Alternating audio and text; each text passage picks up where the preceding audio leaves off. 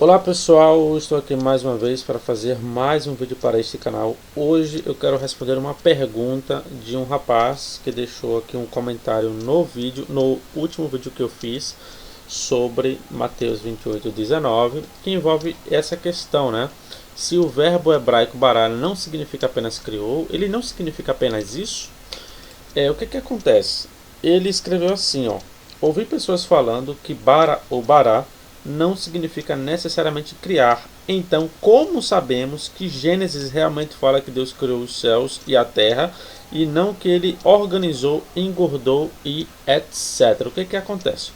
O verbo bará, ele não significa apenas criou, tá? Ele significa criar, né? Significa engordar e significa cortar.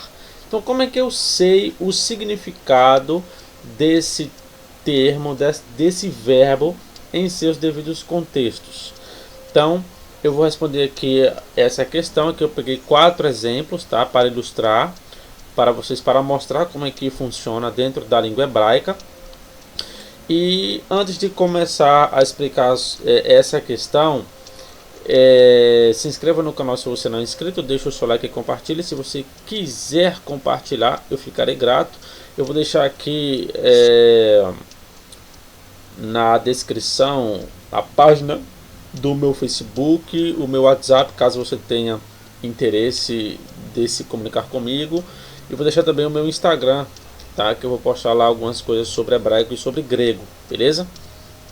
Caso você queira estudar a língua hebraica, a língua grega, ou fazer um curso de teologia à distância, você fala comigo, e aí a gente vai, eu vou informar, né, como que funciona, beleza? Então vamos lá. No hebraico existe alguns fatores, tá, bem interessantes, que são chamados de graus. O que é um grau? Você tem, por exemplo, o grau kal. Kal é como se fosse a voz ativa em português, né? A voz ativa é quando o sujeito pratica uma ação. Exemplo, João correu. Correu é o verbo que está na voz ativa, porque João praticou ele. Então, é uma voz ativa. Então, o grau kal, ele traz essa ideia, tá? Algo ativo, quando o sujeito pratica a ação. Quando o verbo bará, esse aqui ou esse aqui, certo? Quando o verbo bará ele está num grau kal, ele sempre significa criou. Ele não significa outra coisa nesse grau, porque a língua hebraica ela tem essa questão. Às vezes o significado muda de acordo com o grau em que o verbo está. Então, quando ele está no kal, que representa ali a voz ativa, ele significa sempre criou, não tem outro significado, certo? Então, isso você encontra em qualquer léxico hebraico. William Holiday, Strong, Louis Alonso Schokel, Benjamin Davidson, não importa. Qualquer léxico ele vai trazer essa definição, tá? Então, quando você pega aqui Gênesis 1:1, aqui é criou mesmo, porque ele está na terceira pessoa do singular do grau kal, certo? Que indica ali a voz ativa, onde Deus criou. Então, a ideia não é que Deus engordou, não, é que Deus criou mesmo, tá? Porque ele está no kal. Quando você pega aqui, por exemplo, em Isaías 45:7, aqui eu tenho ele como uma forma de particípio, né? Ovore. Ovore quer dizer que criou, aquela ideia de criar. Por quê? Porque aqui ele está também no kal. Ele é um particípio e está no kal. Beleza? Então, essa é a ideia. Quando esse verbo ele muda de grau, ele vai para o grau, por exemplo, o grau rifil, que aqui ele está no grau rifil, certo? Aqui ele está no grau rifil. O que é o grau rifil? O rifil é o ativo causativo, tá? É uma das ideias, né? Tem várias ideias, mas eu não vou aqui me aprofundar na questão. Então, o grau rifil da língua hebraica, ele indica algo causativo. É como se eu usasse alguém para fazer algo que eu quero, tá? Por exemplo, eu vou fazer você matar alguém. Então, eu estou causando, né? Eu estou pegando uma pessoa para ela causar aquilo que eu quero, certo? Então o grau rifil ele tem essa ideia.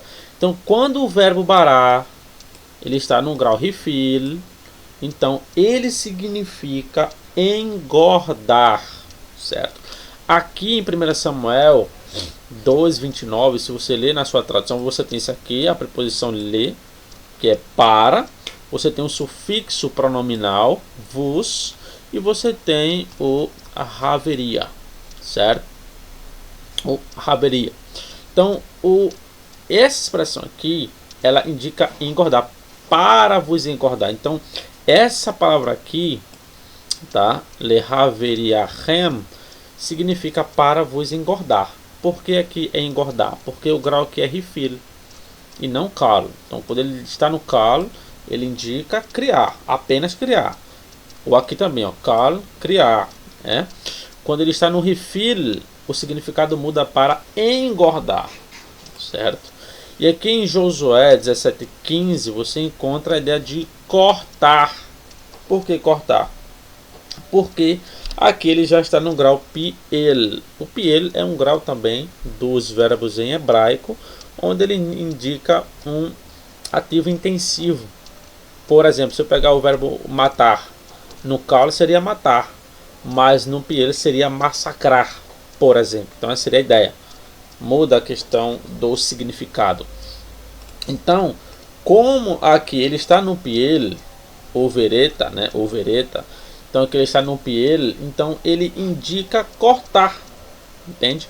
Então aqui é cortar porque está no piel, aqui é engordar porque está no rifil, e aqui é criar ou aqui criou porque está no calo. Ponto. Então o hebraico ele tem essas conotações. Então não basta apenas você olhar um léxico e olhar o significado das palavras. Você tem que pegar qual é o significado que aquele verbo, que aquela palavra que você está analisando vai ter dentro do grau em que ele está no texto.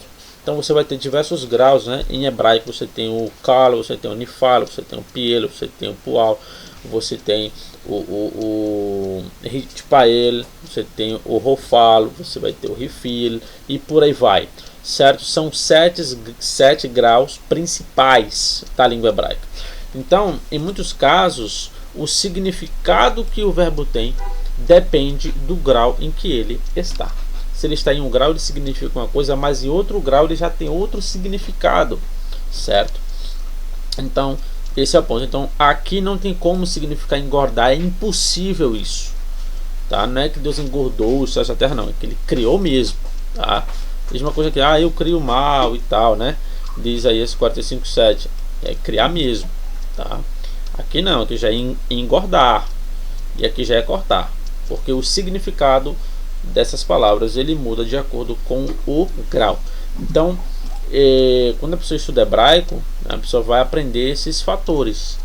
Eu já vi pessoas cometendo alguns erros dizendo que aqui em em Isaías 45:7, o significado aqui não é criar, é cortar. Eu corto o mal. Não, não é cortar o mal. Isso é impossível aqui, simplesmente porque ele não está em outro grau. Ele não está no grau piel para se cortar, tá? Ele está num grau calo, que é criar mesmo, beleza? Então espero que eu tenha ajudado vocês aí a compreender mais essa questão, tá? Que Deus abençoe a todos e até o próximo vídeo.